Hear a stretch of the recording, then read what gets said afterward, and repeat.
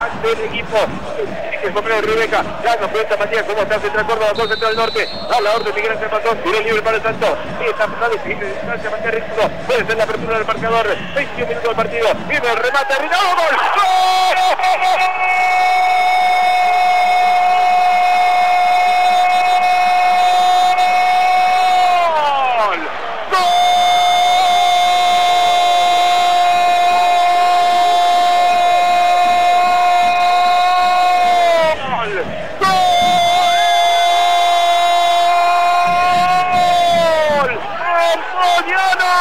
¡Lo decíamos!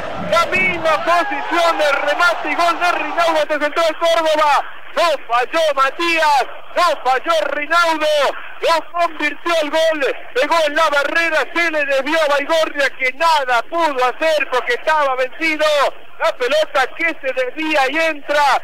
La apertura del marcador, decíamos que estaba cerca el equipo de Monzón, y en la pelota parada, y en los pies de Matías Rinaldo que llega a la tercera conquista de la temporada, el Santos abre el marcador.